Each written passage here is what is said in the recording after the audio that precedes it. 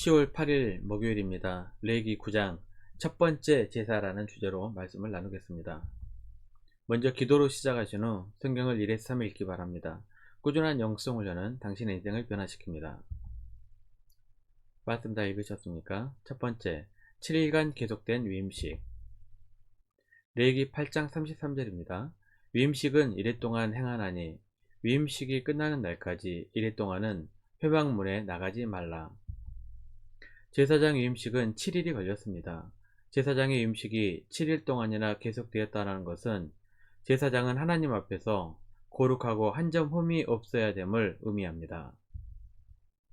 제사장 위임식이 진행되는 7일간 아론과 그의 아들들은 성막 문 밖으로 나갈 수 없었는데 부정한 것들로부터 엄격히 보호하기 위함이었습니다.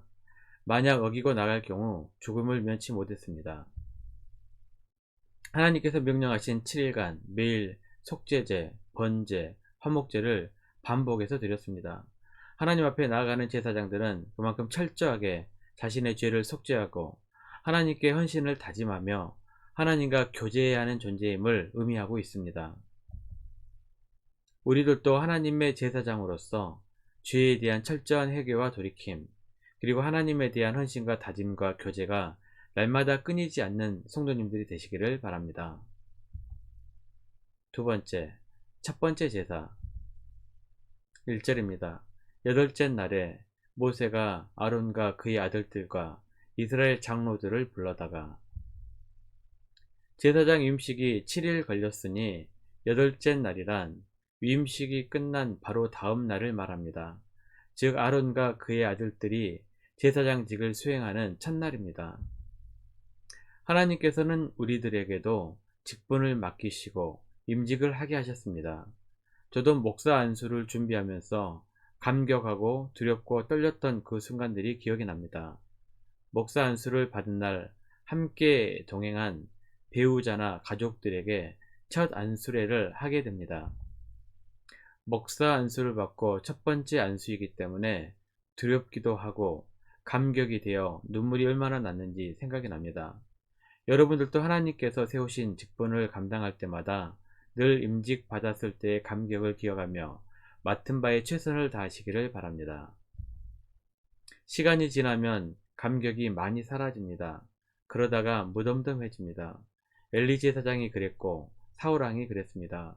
처음에 그 감격은 사라지고 직분만 남게 됩니다. 심지어는 하나님에 대한 두려움도 사라지고 하나님을 저버리기도 합니다. 주변에서도 종종 볼 수 있는데 그것은 사명의 삶을 사는 것이 아니라 멸망의 삶을 사는 것입니다. 계시록 2장 4절 5절 말씀입니다. 에베소 교회에 대한 말씀입니다. 그러나 너를 책망할 것이 있나니 너의 처음 사랑을 버렸느니라. 그러므로 어디서 떨어졌는지를 생각하고 회개하여 처음 행위를 가지라. 만일 그리하지 아니하고 회개하지 아니하면 내가 내게 가서 내 촛대를 그 자리에서 옮기리라. 처음 마음을 회복하십시오. 맡겨주신 직책에 대한 기쁨과 즐거움뿐만 아니라 구원의 감격까지도 회복하시는 성도님들이 되시기를 바랍니다. 시편 51편 12절입니다. 주의 구원의 즐거움을 내게 회복시켜 주시고 자원하는 심령을 주사 나를 붙드소서. 세 번째, 제사장과 백성들을 위한 제사 8절입니다. 이에 아론이 제단에 나아가 자기를 위한 속죄제 송아지를 잡으매. 지난 7일 동안 제사장을 위해 하루 3번씩 속죄제, 번제, 화목제를 21번 제사를 드렸습니다. 그런데 제사장이 임무를 수행하는 8일째 되는 날에 또다시 제사장의 임무를 수행하기 위해 제사를 드립니다. 이 정도로 제사를 드렸으면 충분하지 않을까 생각할 수 있을 것입니다. 그러나 이것은 구약의 제사 제도의 불완전함을 의미합니다. 히브리서 10장 1절부터 4절입니다. 율법은 장차 올 좋은 일의 그림자일 뿐이요 참 형상이 아니므로 해마다 늘 드리는 같은 제사로는 나아오는 자들을 언제나 온전하게 할 수 없느니라. 그렇지 아니하면 섬기는 자들이 단번에 정결하게 되어 다시 죄를 깨닫는 일이 없으리니 어찌 제사 드리는 일을 그치지 아니하였으리요. 그러나 이 제사들에는 해마다 죄를 기억하게 하는 것이 있나니 이는 황소와 염소의 피가 능히 죄를 없이 하지 못함이라. 구약의 제사와 제물은 예수 그리스도의 구속사역의 그림자일 뿐입니다. 예수님께서는 십자가에 달리심으로 단번에 믿는 모든 자들을 영원히 거룩하게 하셨습니다. 히브리서 10장 10절입니다. 이 뜻을 따라 예수 그리스도의 몸을 단번에 들이심으로 말미암아 우리가 거룩함을 얻었노라. 단번에 우리의 죄를 위해 십자가를 지신 예수 그리스도의 은혜를 생각할 때마다 늘 감사와 찬양을 드립니다. 영원하시고 완전하신 제사장은 예수 그리스도 뿐입니다. 히브리서 7장 27절입니다. 그는 저 대제사장들이 먼저 자기 죄를 위하고 다음에 백성의 죄를 위하여 날마다 제사 드리는 것과 같이 할 필요가 없으니 이는 그가 단번에 자기를 드려 이루셨음이라. 네 번째, 하나님의 영광. 성막이 완성되었을 때 하나님의 영광이 이스라엘 백성들에게 임하셨습니다. 구름 가운데 임하셨고 충만함으로 채우셨습니다. 출애굽기 40장 34절입니다. 구름이 회막에 덮이고 여호와의 영광이 성막에 충만하매. 제사장 임식이 끝나고 첫 번째 제사가 끝났을 때에도 다시 하나님의 영광과 임재를 경험하게 됩니다. 이번에는 불로 제물을 태우심으로 나타내셨습니다. 23절 24절입니다. 모세와 아론이 회막에 들어갔다가 나와서 백성에게 축복하매 여호와의 영광이 온 백성에게 나타나며 불이 여호와 앞에서 나와 제단 위에 번제물과 기름을 사른지라. 온 백성이 이를 보고 소리 지르며 엎드렸더라. 성막 안성 후에는 구름으로, 제사장 위임식 이후 첫 제사가 끝난 후에는 불로 나타나셨던 하나님의 임재였습니다. 출애굽 이후 하나님께서는 언제나 이스라엘 백성들과 구름 기둥과 불 기둥으로 함께 하셨습니다. 앞으로도 광야 39년간 계속 함께 하실 것입니다. 출애굽기 13장 21절 22절입니다.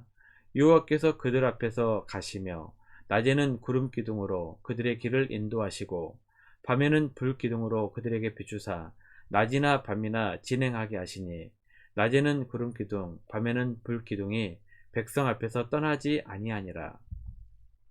혹 우리도 늘 함께 하셨던 하나님의 임재와 동행하심을 잊고 살았던 것은 아닐까요? 하나님은 지금도 우리와 함께 동행하고 계십니다. 교회에서뿐만 아니라 교회 밖에서도 하나님은 함께 하십니다. 물론 예배 가운데 임재하심과 우리 삶 가운데 동행하심과는 차이가 있을 것입니다.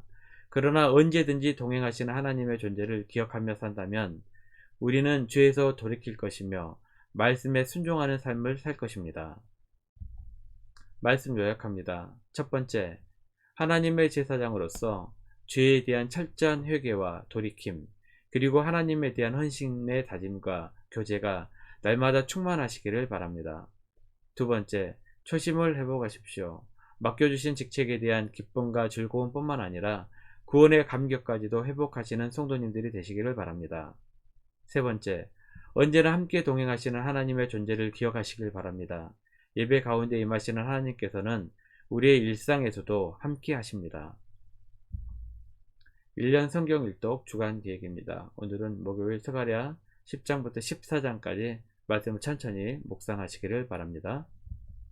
10월 중보 기도 제목입니다. 5가지 기도의 제목을 놓고 하나님과 충분한 교제의 시간을 가지시길 바랍니다. 가정에서 기도하시기 힘드신 분들은 주중 기도의 시간을 이용하시면 됩니다. 새벽 6시부터 밤 10시까지입니다.